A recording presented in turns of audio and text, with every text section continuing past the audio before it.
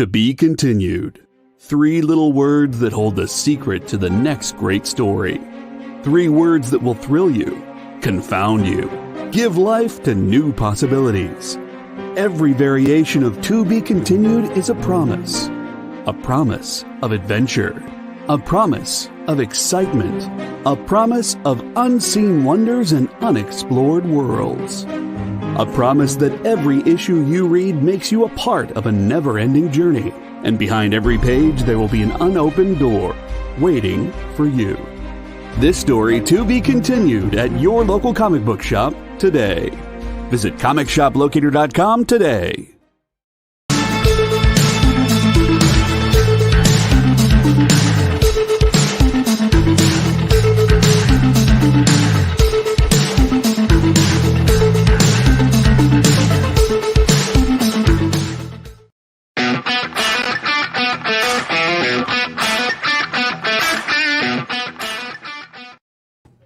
Hi everybody, it's Miss Jen and you're watching us on The Experience.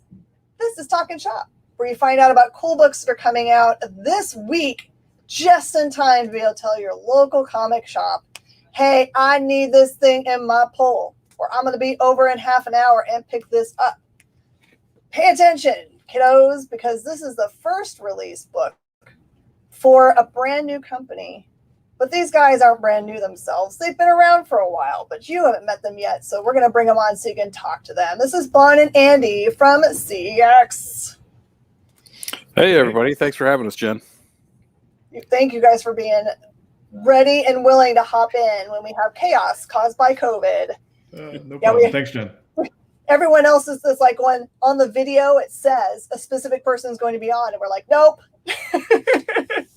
Because you have to plan the video out and make the slot for it way in advance. So it actually has typed in there other crazy things. But I set them all straight on the interwebs today. So, oh my goodness. Eldrick Brainy from Enjoy Comics and Games is joining us. So he is a big supporter of the indies. So if you haven't talked to Brainy Singh yet, you should, because he's cool people. Yeah, we definitely should then. We like cool people. We try to be cool people ourselves. The coolest. And he also has a second life as an amazing DJ. Really cool house music. He plays for, he has a show on Twitch for The Experience on Saturday nights. That's a house dance party. So if you're just needing some good music to put on, I'm not lying. Brainy's my good friend, so that sounds kind of perfect for COVID times. Yes, it is, man. He does so it's better than just having a DJ playing music. He's got like a video aspect to his show where he has I don't know where he finds them, but he's got he finds little animations of like superheroes like getting their dance on, kind of like Fortnite style. So it's perfect. So you can have it playing in the background as like a video and have an actual house party if you wanted to. Just get your if you're all shut down with your friends and family and can't go anywhere, you might as well have some fun doing it, right? Yeah, absolutely. And we're going to need as many options like that as possible, I think. I think going forward, it's true. Okay, so I'm going to introduce you to everybody. So CEX stands for Comics Experience Publishing. So you guys started out life not as publisher. How did you guys start? Well, there's a long version and short version. So we'll go with a short one. Comics Experience, I started up in 2007 as the first online comics education platform or comic book school. And I started that after leaving editorial at Marvel, where I was for 5 or 6 years, something like that. Mm-hmm. And then that's been kind of my on again, off again full-time job. But as we've been sort of trying to train new creators, and many of them have really taken off on their own, I'm happy to say. The industry just keeps changing, and it keeps getting harder and harder for folks to break in and get their voices heard and get their books published. So We've done a couple of partnerships in the past. We did a partnership with IDW. We did a partnership with SourcePoint Press, and then we just figured we should just do it on our own, and take the reins and take the plunge and lose what little savings we have. That's the plan. Bond, does that sound about right? Yeah, hopefully not with the lose savings bit of it. Yeah, I mean, it's funny because I worked at Marvel for 2 years under CB Cebulski and David Bogart as their talent manager / talent scout. And I think I came in like after Andy left, so we were like both passing in the night. Yeah, about 6 months after I left, I think, is when you started. Yeah. And before that, I was working at Harris Comics as their editor-in-chief and managing publisher. A lot of people came out of Harris Comics and ended up going to Marvel. So it was like David Bogart, who was editing Vampirella way back in the mid-'90s, who basically recruited me into Marvel in 2009 after the Great Recession hit. And basically was like, hey, magazine publishing isn't doing so well right now. Do you want to join Marvel? And I was like, sure. So just fast forward, I left Marvel for about 6 years, went to the tech industry, and wanted to come back into comics. And Andy had some opportunities available at Comic Experience, helping to manage the creators workshop and mentor the up-and-coming creators there. And when he started up Comic Experience Publishing, it had an opportunity to join as the publishing director. So just with all the experience I already had in publishing and editing, plus all the work I was already doing, mentoring and helping to guide a lot of the creators at the Creators Workshop, it just was a perfect fit. So what does the Creators Workshop look like? Is it like a virtual teacher telling you how to do things? You're doing things on your end? Is it just regular lecture? How does it work? So that's a great question. And we separate out kind of two things. The Creators Workshop is a 24/7 like message board forums where people post their work. And it's really a lot of creators helping each other. I mean, we do have professionals that give critiques and do all that as well. But it really is sort of a, and you can post about anything and get responses from people who have already done it. And, we talk about what are trustworthy printers. We talk about how do you market your book? What's best practices on Kickstarter? We kind of, it's a catch-all for anybody that's interested in creating comics. And then, we're curated. We have policies about, not being jerks to each other and things like that, which has never really been an issue. I'm happy to say, knock on wood, that I don't have to start policing it too tightly. But and then we've got our courses, and those are much more formal. You meet online live, at the same time for about 2 hours a night. And you meet one night a week for usually about 6 to 8 weeks, depending on the course. And you get feedback. There are assignments. You get feedback on your assignments from your instructors, and all the instructors are working professionals that are in this. I mean, I kind of said, I left Marvel and I started doing this, but I haven't left comics. I left Marvel. I started Comics Experience. Then I went to IDW Publishing, where I was a senior editor. I relaunched or launched G.I. Joe for them when they first got that license. I relaunched Transformers, launched Dungeons and Dragons, all kinds of stuff like that. Then I was at Hasbro, where I was developing intellectual property and working with them. So and even most recently, I've been writing for DC Comics. I just wrapped up the Crime Syndicate miniseries. So I've always been in comics. I teach writing classes. I do all this sort of stuff, and it's just a labor of love. Before I went to comics, I was a teacher. So once I was leaving Marvel, I was like, I'll take these two things that I love, I really enjoy, I've got experience with, and I'll merge them together. And I've been kind of avoiding becoming a publisher because things like inventory tracking and logistics scare the heck out of me. So that was why I always had a publishing partner that could handle setting print runs and all that kind of stuff. And now it's up to Bond and I. We like to have conversations once purchase orders come in, and then we argue. And he's like, "No, print more," and I'm like, "No, that costs more money." It's a good system. It's a weird balance, right? Because if you get to a certain amount of comics, it actually makes the entire print run less expensive. But it's just like we as retailers, when we try to figure out do we want to stretch for that next thing? Are we shooting ourselves in the foot, or are we really making it so that we have extra books in case the demand is high and also costing us less over time? It can feel like an awesome thing until you have a warehouse full of things. Yeah, and I had my first real taste this weekend before we clicked in here. I said I spent this weekend at AwesomeCon, which is the first show I've done in probably about a year and a half now, and I took a few copies of our first book, and I had a bunch of the other things that we published with our partners, including some of my own work, one of my creator-owned books, and it was kind of great. Like, I mean, stuff was flying off the table. I hate self-promoting. I hate getting in front of people and trying to reel them in or whatever. But I think by day 2, I kind of got over that, which was nice. But yeah, I don't know how, Jen, I don't know how you do this like on a daily basis, like trying to sell stuff. But you clearly have people that love coming to your shop and love shopping with you. So that's awesome. For you guys, what you might find is that you might find someone that's just a big Uber fan of what you guys do, that you can have at the table as a hype person that just calls people over and say, "Hey, I see you looking at this book. Did you know the dude that makes it is sitting right here? You got to come over here." That's all. You just need someone that's a hype person, so it's less awkward for you. Then you just get to be the star. Right. I'm also nervous being the star though.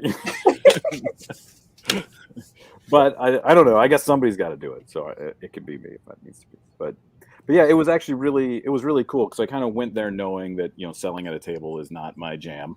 And so I went there really to test the ropes, learn the ropes. I took a ton of notes, like literally handwriting notes, like, oh, I need this kind of, even everything from like display racks to all that kind of stuff, because conventions are going to be, I would think, assuming they come back for real, I imagine they'll be a decent part of the business, because we do want to connect with our fans and we want to connect with retailers, and that's a place where we can connect with both. So yeah, I think there'll be many more conventions in our future. Yeah, I think what I've learned, this is just me giving kind of like long term, I've been at conventions for a long time, self-promoting the store and other things, is that what I see is a mistake for both creators and for people that man their own booths, is that when people sit down in their booth and are doing busy tasks that look down, everyone feels like if they want to get your attention to interact with you, that they're kind of like being an inconvenience to you, even if that's not the way you intend it. Like for people that like do sketches, like they do the sketches at the table.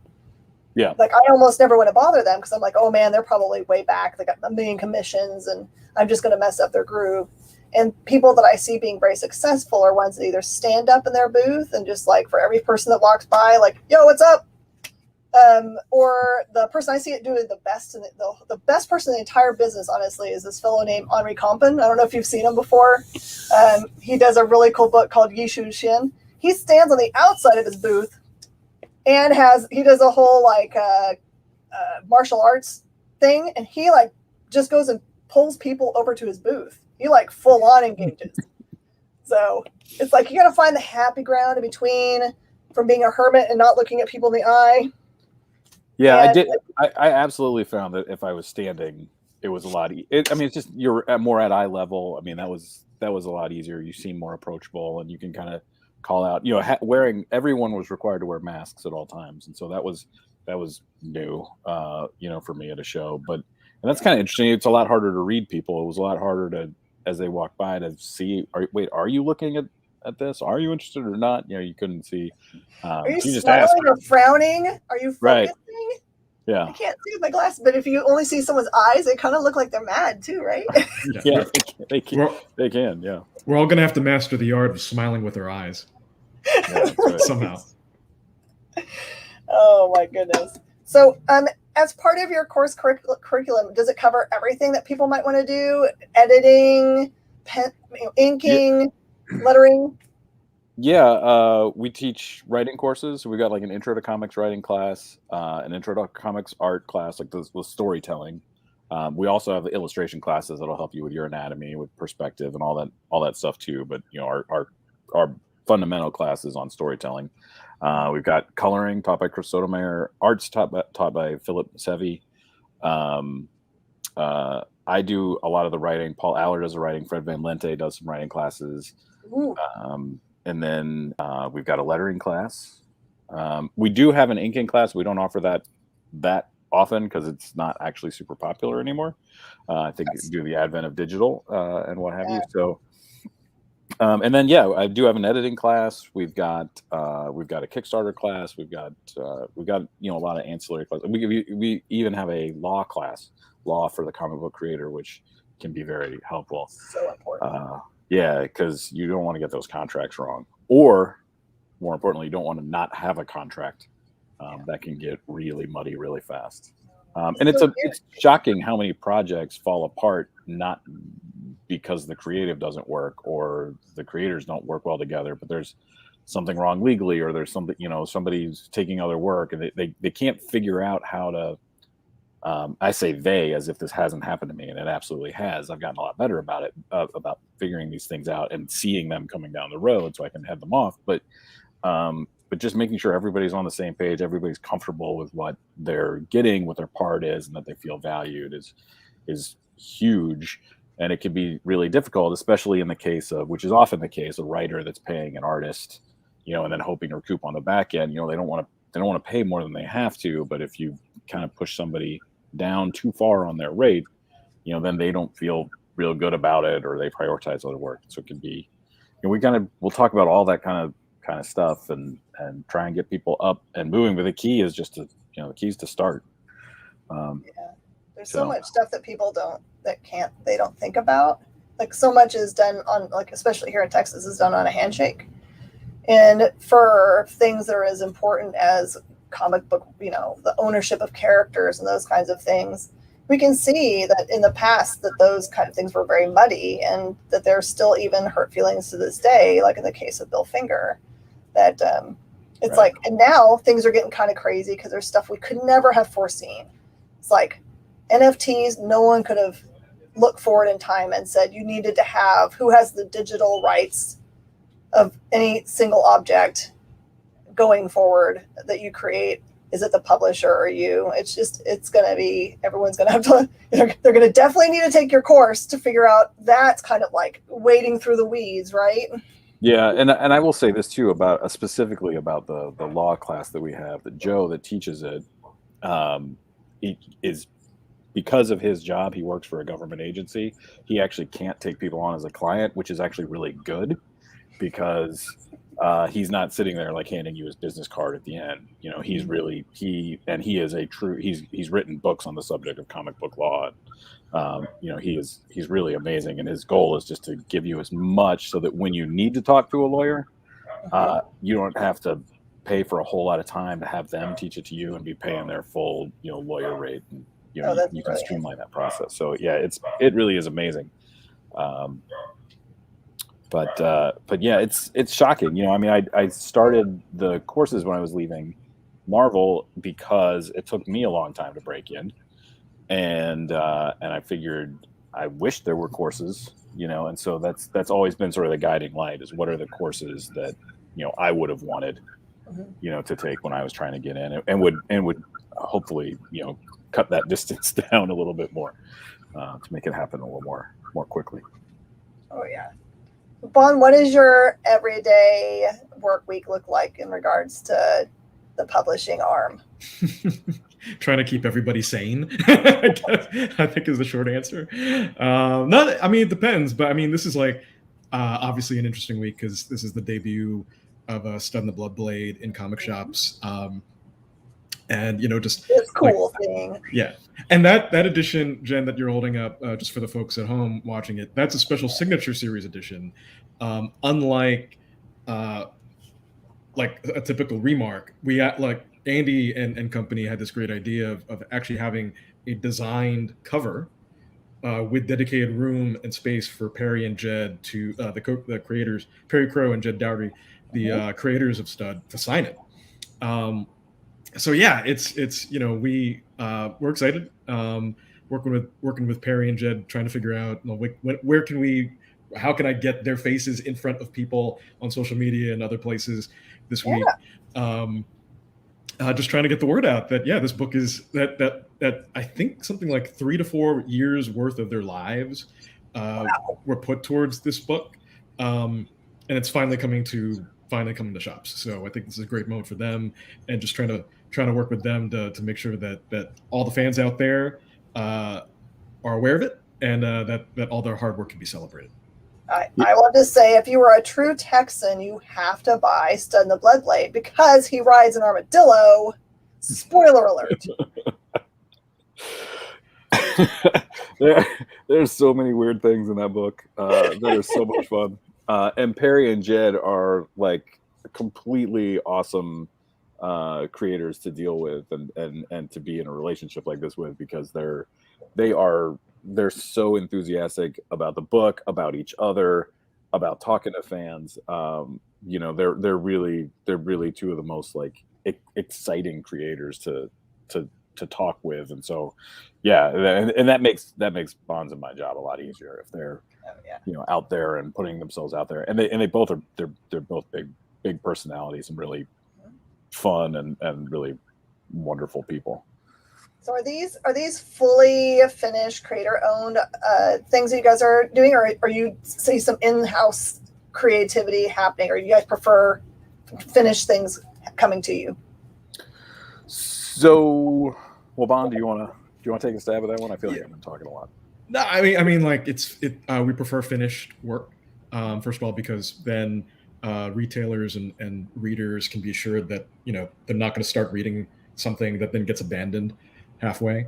But kind of to what Andy was talking about a little earlier with the process, I think a lot of these folks like Perry and Jed were like, or Perry was a first-time creator when he was putting this together. So there's just a lot of things that they were learning along the road to actually getting a comic book complete. And these are all hard lessons that he had to learn by doing. And yeah, it's one of those things where we don't want to put creators in a bad position where we're soliciting something. This is their first comic. They've never done it before, and then just life comes up and interrupts. So just to put everyone on the best footing forward, making sure that it's a fully complete comic, something that's gone through feedback and editorial direction from the comics experience side and creators workshop, things like that, if they want to. And we've been talking to Andy. You might want, I don't know if you want to talk about this a little further, but just because both Andy and I are very, very deep in the talent pool of Marvel and DC folks, especially. Sure. Even all the years that I had left comics and was working in tech, like for Amazon, I'd have people still reaching out to me for advice, for direction, for even like, hey, look, I'm looking for a colorist, I'm looking for a penciler, who should I talk to? Which is why it's great to actually be doing that now again as part of a job. But yeah, it's anything we can do to get push forward creator-owned work, whether it's new distribution methods or whatever, like working with you, Jen, and selling stuff through live streams. That's we're trying to do that. Yeah, I mean, I can talk to that a little bit more. I mean, we are absolutely dedicated to breaking in new talent and new creators, and we're also dedicated to making sure that, like Bond was saying, they're putting their best foot forward. So we're not just leaving people out high and dry. We're working with them to make sure that it is professional level work, and beyond that there's something to it. There's something to talk about. Sometimes that's something very comic booky to talk about. Or in the case with Stud and the Bloodblade, there are some inroads into some potentially like secondary markets as well. Certainly the whole thing is a big love letter to toys of the 80s, and so there are a lot of toy fans that don't always read comics, but that doesn't mean they wouldn't if presented with the right comic for them. So we do look for those sorts of things and fishing for them. Yeah, we'll fish them. We'll fish for them. We'll reel them in. That's the plan anyway. But we're also talking with like Bond was sort of alluding to, we are talking with talent that you would likely have heard of and know their work and have a history of work behind them. But we're not looking to ever sort of supplant. We're looking to do both. Always be breaking in new people. Always be entering in new voices, different kinds of voices, different kinds of creators, as well as working with established professionals. And part of the reason to work with established professionals is that they'll bring more attention to everything else that we're doing, including the work of new creators. So hopefully it'll create sort of a feedback loop, and the whole thing will blow up, and there'll be more creators making cooler content for more types of readers, which would be awesome.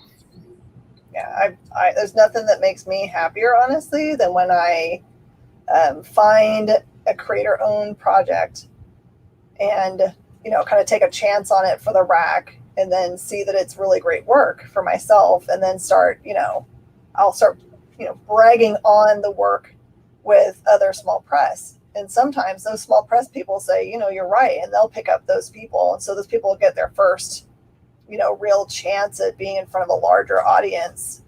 And the more people that are talented that can be out there, the more unique the stories and art and point of views that we can have.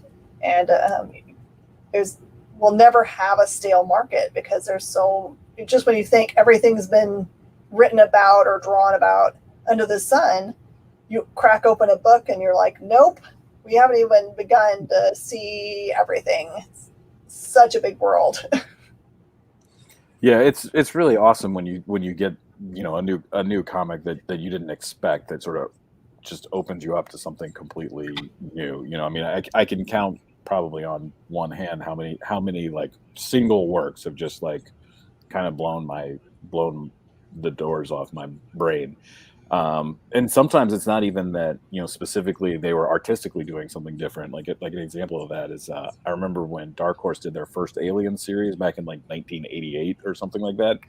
And I had never heard of Dark Horse. I had been a Marvel DC reader, as a kid, and the fact that there were Aliens comics was like super exciting. They were black and white, and like that comic book opened this whole door into not just other licensed books, but then all these creator-owned books that Dark Horse was doing, and then Image came not too long after that, and again, kind of that whole thing just opened up. And I think that was sort of the thing that cemented that comics was something that I wanted to do for a living. Was just once it opened up wider than just superheroes. I suspect it's so funny. I talked to so many people that kind of talk about that exact same era of books, and weirdly, Aliens, that book is the reason I'm in comic books, because I wandered into a comic shop, used bookstore / comic shop in the 90s, and they had those books, and I was like, oh, well, I like Aliens a lot, I'm going to pick this up and read it. And although I'd been exposed to some comic books as a kid, this is my first, like, oh my gosh, how did I not know about these things before? And then it got crazy from there. The Beat Man, what? The hero Dunder Mifflin deserves, but not the one it needs right now. That's so funny. All right. So why Stud and the Bloodblade? Why is that the one you launched your new brand publishing with? Bond, you want to take that one? I think it epitomizes a lot of what we're looking to publish. Creator owned, a very distinct point of view. Perry wrote these scripts that like this story is a homage to a lot of the characters and muscle bound superhero tropes of the 80s, but at the same time, like completely new. And it's one of those things where and Jed's art is just absolutely great for both the whimsical tone of it, but also just how much Perry is packing into the story. Like no matter how busy and crazy some of these pages are, like Jed's making sure that you can understand everything that's going on and just kind of like enjoy how packed every single page is with the absolutely craziest ideas and characters. So yeah, it was one of those things where I think, to be honest, I don't know. I think not just Stud, but a lot of the other books we've got coming out over the next several months are might be a bit of a chance for a lot of even creator-owned comics publishers. But at the same time, these are folks who've all come through comic experience. We've earned their trust; they've earned our trust. And so it's just one of those things where we all bought into each other's creative vision, and just letting Perry and Jed run with the crazy. Oh yeah. So this is kind of like a question, not about it being bad or hard or any of those things, but what have you done differently in the development of your new business that you think that has been changed by the events that are going on right now, as in COVID's real? Well, we definitely aren't doing a whole lot of, in-person live shows. Like I said, I did the one this weekend that I had committed to when COVID was seemingly on the downward spiral, and it's peaking again, as I'm sure you guys know. But so that was a little weird, but I decided to go ahead and do it. And now the reason I'm in my basement right now is because I'm quarantining in my basement for a few days because I got a young son. Unlikely I would get him sick, but I just want to be sure about that. But we're doing a number of things a little bit differently. At the same time, we're also doing a lot of things that publishers need to do. It takes time to get set up with all the various different distribution channels. It takes time to try and talk with all the retailers. But I think that's been one of our main goals, is to talk with as many retailers as we can. And then we're trying to build up a social media presence. We're trying to talk with these other groups. We've been in some toy sort of chat groups and things like that, sort of, not trying to just sell the book, but just get to know, make sure the book actually is a good fit. And then if there's an appropriate time to talk about it, we do. I don't think we're ever going to be a hard sell type of company. I just don't think that's who any of us that are on staff are. But yeah, I mean, we're trying to get a read of the room, so to speak, and see what kind of material people are interested, and also take chances with material that we think there's an audience for.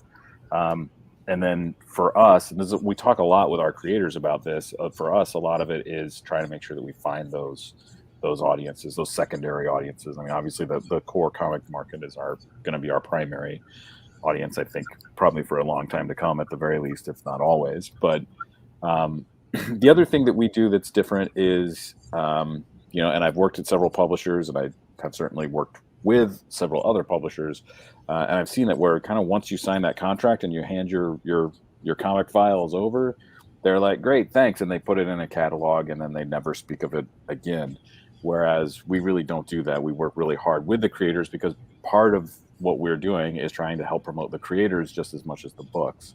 So with our creators, we talk with them, we get a list of, the places that they've lived, and we'll curate lists of retailers that they could get to do signings. And we kind of work through, how do you call a retailer, and how's that conversation going to go? And, what are your talking points? And we actually are coaching them along, realizing the whole time that, of course, no one sells a comic book as well as the creators of that comic book do. Right. That's true. So putting them out there is good for them, assuming they want to do more of this, which most of them seem to want to do.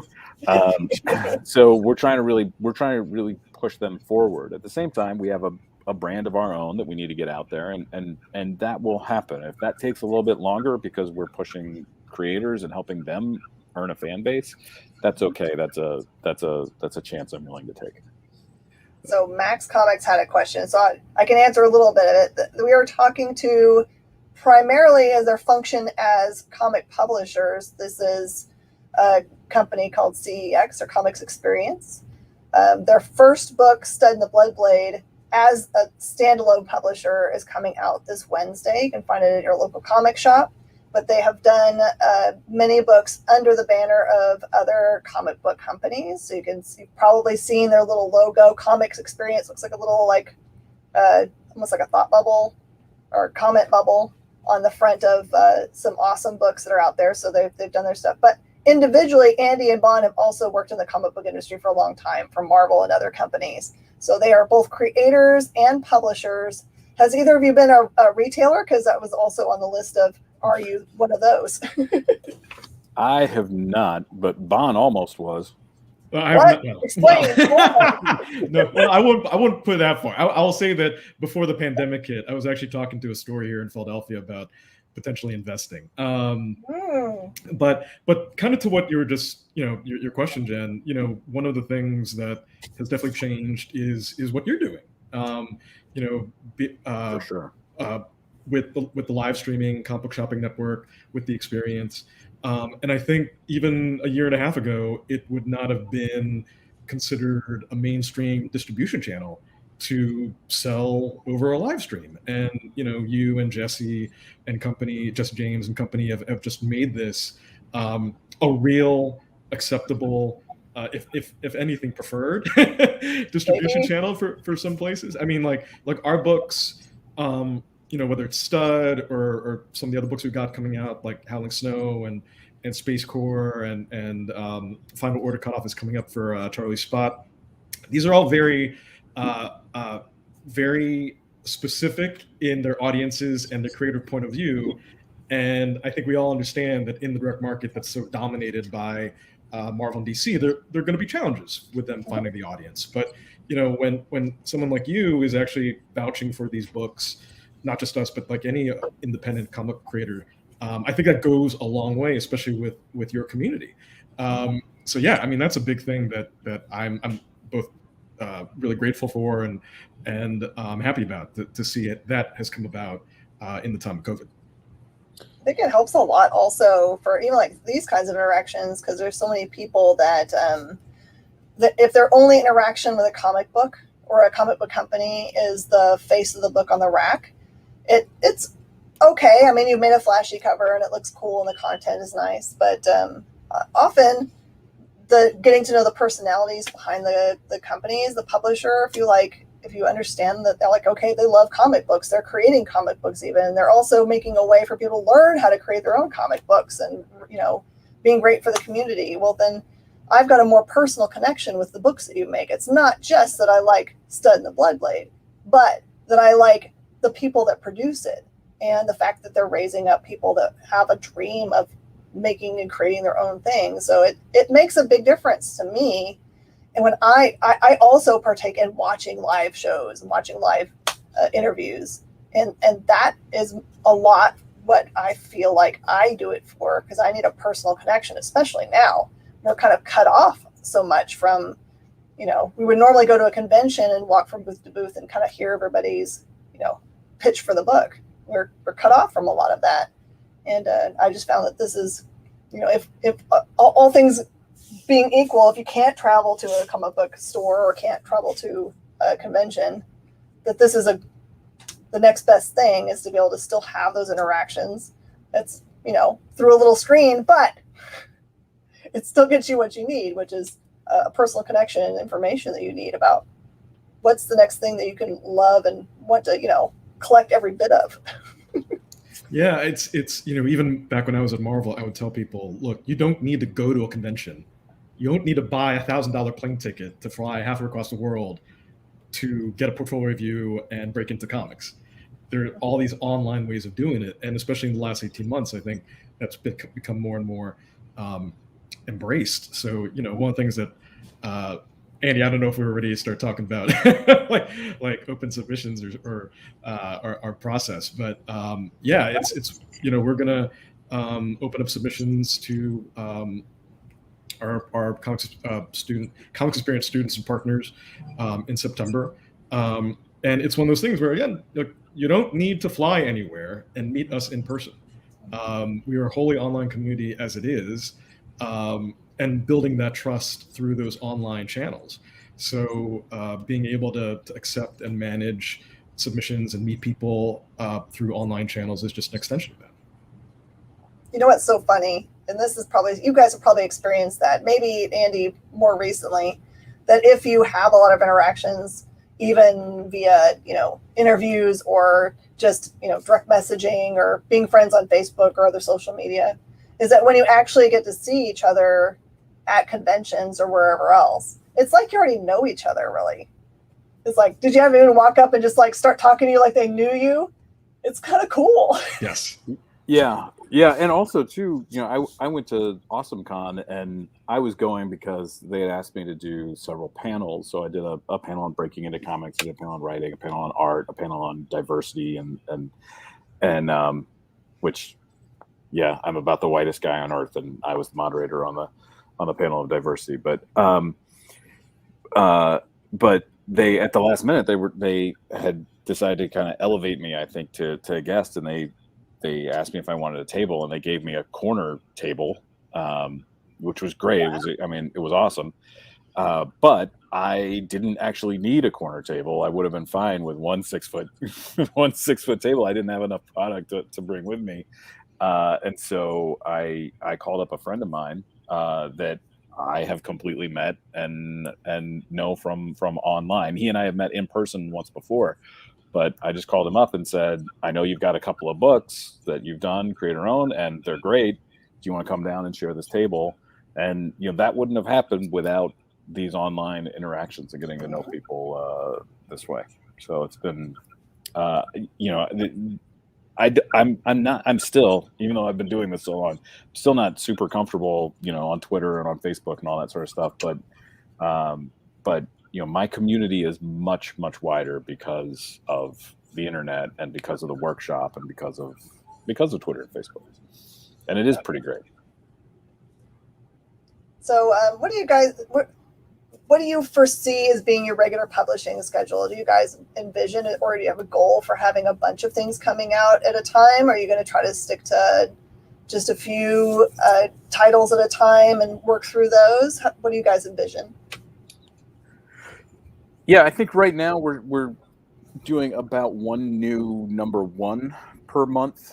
We may take a month off here or there, as we have miniseries and whatnot. But Stud and the Bloodblade and Howling Snow, our second release, and Space Core are all double-sized issues for only $1 more. So you get twice as much story for $4.99 instead of $3.99. And one of the reasons that we did that is because Bon and I are very aware of the sales decline after issue 1 to 2, and then the plummeting after issue 3. So that's in part to sort of head off that in case things go really poorly. But for now, we're taking a sort of methodical approach to it as we are gathering data, as we're seeing what orders are like when they come in, as we're seeing what tactics we use that work. What are we able to do? We're also still in discussions with other, distributors and whatnot. So once we have a better picture of, how these things work, I mean, one good example of that already is that now we've got sales orders in, at least from Diamond, for several comics. And with shipping being the way that it is with COVID and everything, our first issue of Stud is being released a little later than we had hoped, even though we were able to go to print the instant that orders came in. But now we're able to get orders on a number one for a 3-issue miniseries, and we can then go ahead and print 2 and 3 right after it. So there's not as long of a lag time between those, because now we've seen, at least with 1 or 2 books, what that shape looks like. So the more we learn, the more confident we get, the better at this we get. I think the more content we'll be ready to put out. Bon, do you have any advice for people? What's the biggest misstep you see people doing when they're trying to submit something that they want you to consider? What's the biggest goof? I think that they don't ask what a publisher is looking for. And not even talking about content, just talking about like format, and how to submit and who to submit to. And it's we do I think we do a good job putting on the site, this is exactly what we're asking for, and exactly what we're looking for, and this is what you should submit. But I think there's still a lot of folks who don't read that, and not just with us, but like with every publisher. I think there's a lot of this is advice I would give in the careers workshop. Like, don't assume, always ask. Like, ask what an editor is looking for. Ask what a publisher is looking for. They will tell you. They probably have this written down. They're probably tired of repeating what they're looking for.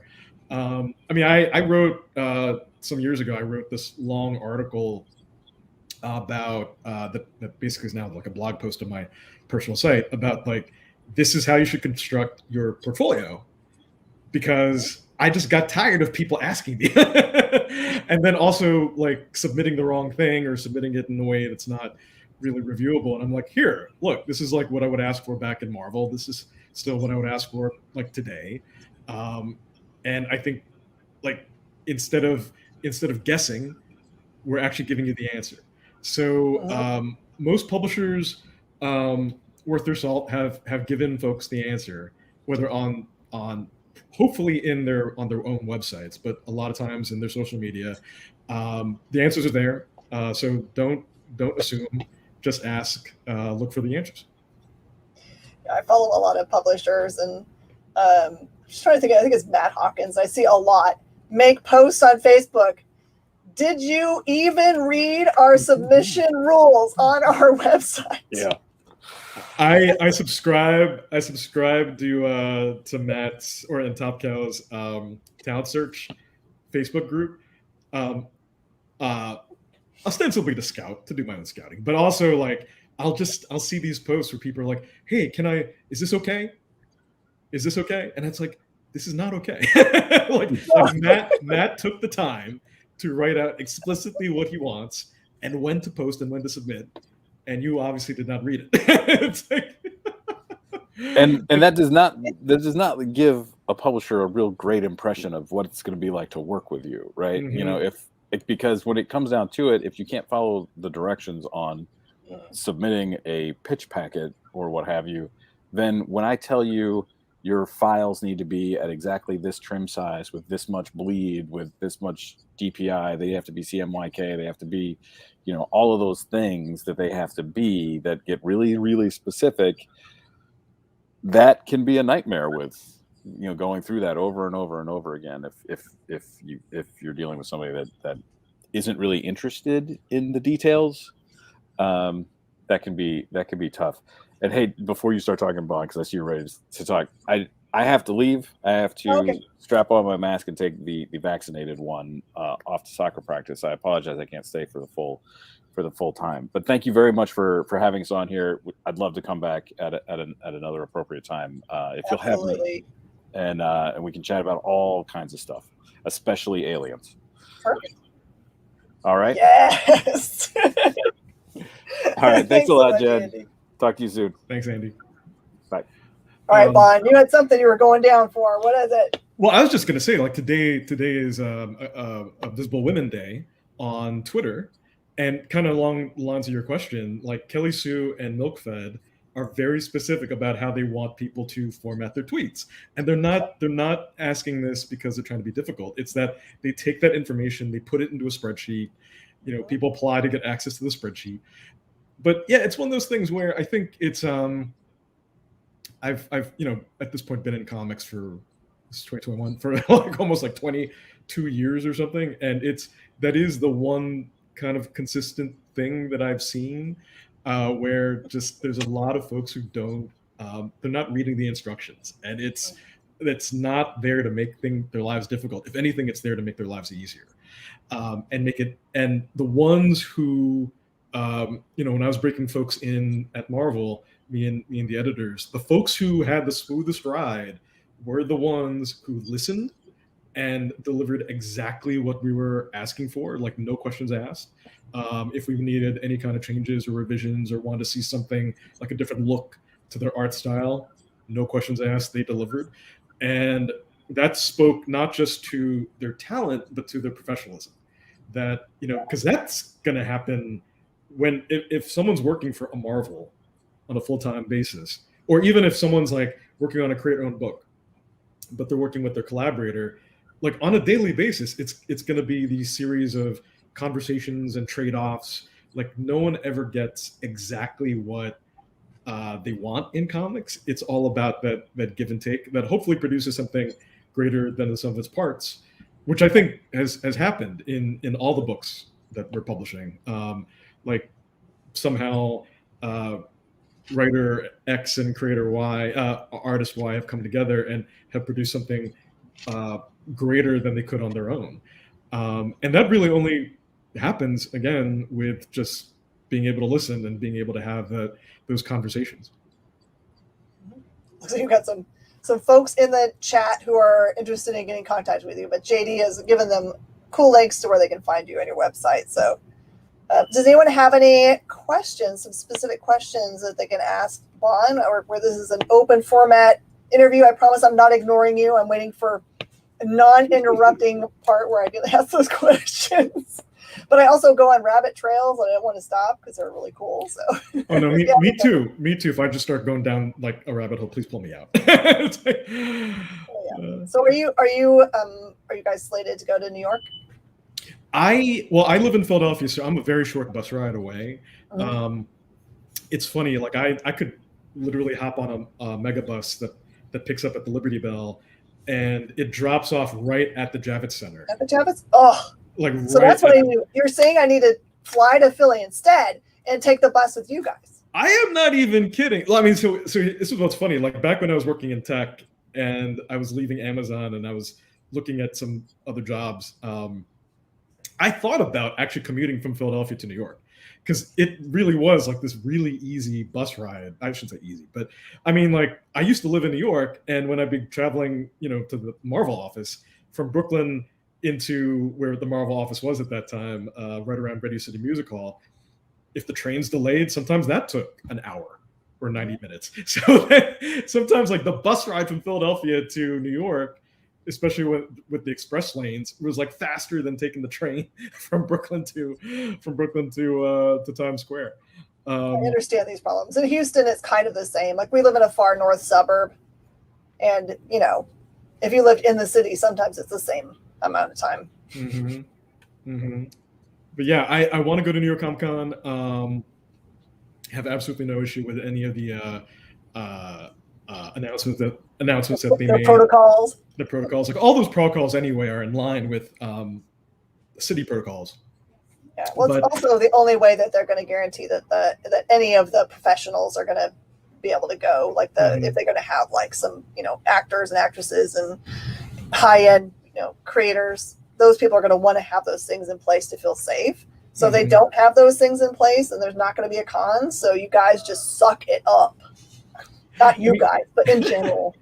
Like I think it's would be interesting. Like we don't, we're potentially going to split a table with somebody, but what's interesting anyway is that immediate area with like Hudson Yards and the High Line, like there are all these kind of hybrid outdoor-indoor spaces that I think hopefully if the weather's nice, people are going to take advantage of. And it's something that like I'd love to be able to talk to people about. Like, hey, why don't we have an outdoor event on the High Line or like right around Hudson Yards instead of like on the show floor of the Javits? Is the High Line the elevated park? Yeah. Oh, I've seen pictures of that. It just looks like the coolest use of space ever. It's amazing. Like I used to, I was there when it opened, and I don't think anyone in New York like really knew what we were going to get, and just completely transformed. I mean, it's funny because like that it runs up Chelsea and runs basically, I mean, not up to Hell's Kitchen, but whenever like say if you're watching Daredevil on Netflix, where ostensibly Matt Murdock is hanging out, is not that far away from like the High Line and all these areas that have developed around it. It's a very completely different neighborhood where like all these giant skyscraper condos have been built up around the High Line because it became this tourist attraction. But like when it started, it was great because like you'd walk up and down it, and there'd be it really was like walking through the air, like past all these buildings in the meatpacking district that have been there for 100 years. And now it's rapidly becoming more and more different. Yeah, change is hard whenever you make a space, especially in the city. I'm sure that you can't control what in the world's going to happen around it. So how long did you live in that area and work at the Marvel offices?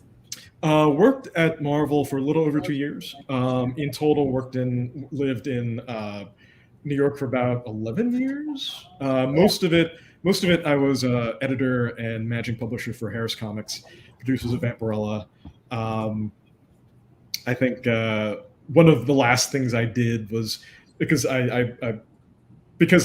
you're friends with Nick Barucci, so I'll go ahead and bring this up. But like one of the last things, and I know he's a big part of the experience. So one of the last things I did was basically say like, as I was leaving, I'm like, look, sell to Nick.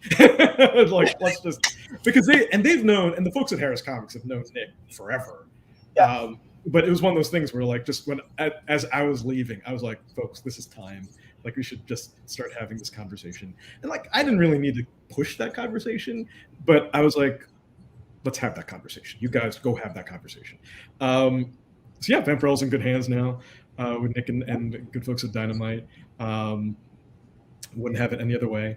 But yeah, it was a long time. it was a long time living in New York and working over there. So, I've got a question. Now that you've mentioned Harris, and I think about Caliber and those kinds of companies, I know that for movies, the industry, there's kind of like this unspoken kind of like everybody knows that just most people started in movies in horror.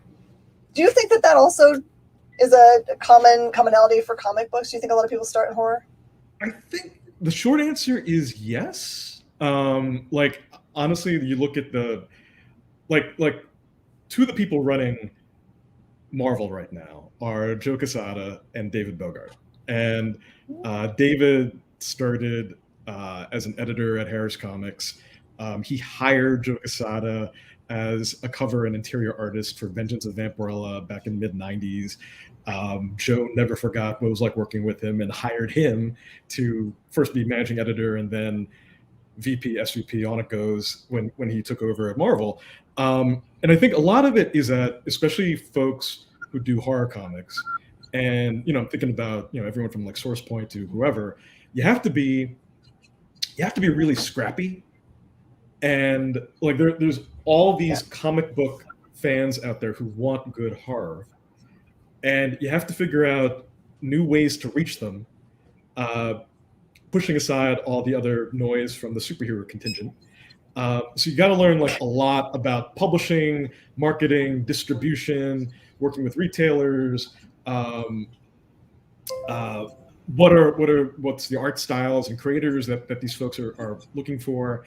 You basically it's an education, and you just learn a ton. And so that's why I think like a lot of folks who have gone. I mean, it's interesting. Like the leadership at a lot of folks in comics, I think, have come from places like Harris, like horror comic publishers, like Wizard, because you had to learn a lot. Yeah, you almost had to like invent new ways of doing the business, and that inevitably leads to people who just kind of have like start getting leadership in their DNA. Oh, definitely. We've run out of time. This is crazy. We're totally gonna have to talk again. Where should people follow you? I know we've been putting up a bunch of links, but where do you personally like to be followed? Are you an Insta guy? So I'm on everything, but you can follow me on Twitter where I blither about comics and Philadelphia sports teams at karma_thief.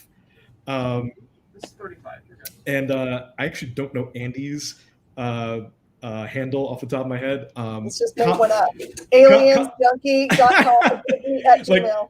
Like it's funny because he created a personal one to differentiate from the Comic Experience one. So if folks want to follow Comic Experience, it is at Comic Experience. Also, CX Publishing has its own Twitter handle. It's just CEX Publishing. And we're probably going to be posting up a lot of stuff this week, just to, not just to talk about Stud, but also talking about initial order cutoff for great books like Charlie Spot coming up this week. So it's and also as the crawl is saying, if folks want to check out preview art and the latest news and our web store, they can go to cxpublishing.com, sign up for our newsletter. We email out news not just about our comics, but things that we're going to be up to, like doing stuff like this on live streams and going to conventions. We ship out send out special codes for people who want to buy on our web store. But yeah, like I'd love our newsletter especially to be the sort of conversation with our fans where we can say like, hey, Perry and Jen are going to be showing up on a live stream with Jen. Like, please tune in, and stuff like that. So like feel free to join us on our website and on our social media. Perfect. All right, everybody, remember to add Stud and the Blood Blade to your pull boxes that are going to be coming out on Wednesday. You won't find this most anywhere, but I just wanted to show off your cool metal cover for that book. Just get everyone all psyched for it. Thank you for joining us on The Experience. We'll see you guys next time for another cool Talking Shop. Thanks, bye. Thank you.